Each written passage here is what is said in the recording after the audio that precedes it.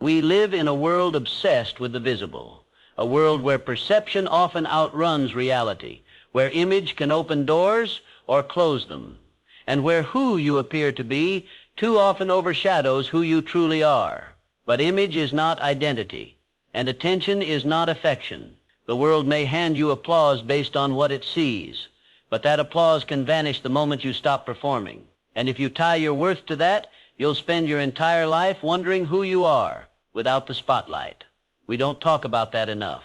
The pressure, the pretending, the performance of it all. The truth is, many people who seem to have it all, the beauty, the followers, the career, the clothes, are quietly asking themselves, but what happens when I take all this off? What happens when I stop smiling? Who am I then? And that question, that's where your power begins. Because confidence doesn't come from the mirror. It comes from the mind. And until you stop chasing image, you'll never find peace in your identity. Dale Carnegie said, "The world's greatest hunger is the hunger to feel important." And what makes that hunger so dangerous is how quietly it convinces you to wear masks, smile wider, pose harder, shrink yourself, shape yourself, sculpt your life to fit someone else's lens.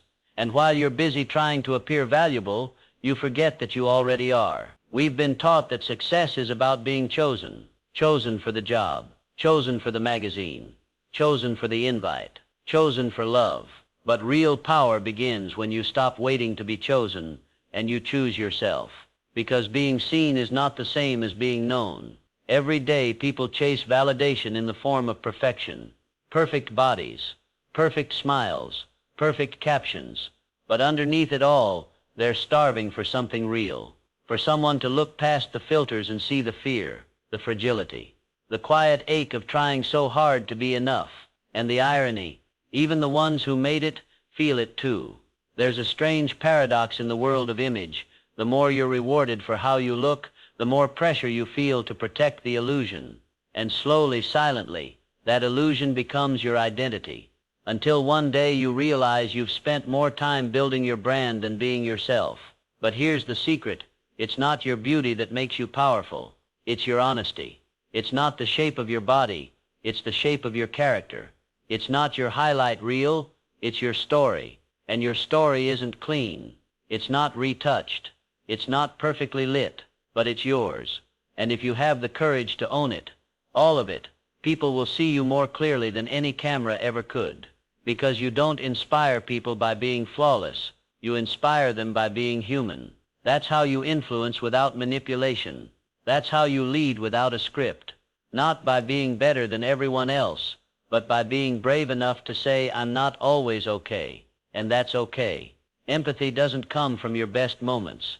It comes from your realest ones.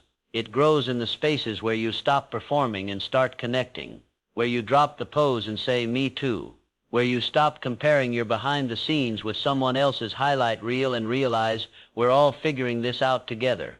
And yes, the world may hand out privileges unfairly. Some people start with more, some people are seen sooner, some people get stopped less, and it's tempting to stay silent when the system benefits you. But true leadership isn't just about personal success.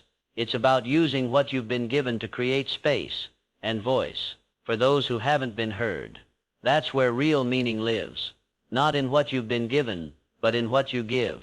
And you give by showing up with empathy, by listening more than you speak, by remembering that the person across from you, no matter how different they look, wants the same thing you do, to be seen for who they are, not just how they appear. The courage to be real in a world obsessed with appearances, that's revolutionary. And yes, there will be critics. There will be whispers.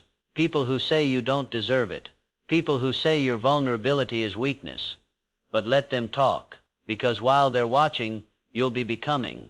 You'll be stepping out of the frame they placed you in and writing a story they never saw coming. And the ones who matter, they won't remember your pose. They'll remember your presence. Because in the end, it's not your face that people fall in love with. It's your light. The warmth you bring into the room. The truth you speak when it's easier to lie. The strength you show when you admit your fears. That's what people remember. So be beautiful. Be brilliant. Be bold. But above all, be real. because the world doesn't need more perfect people. It needs more honest ones.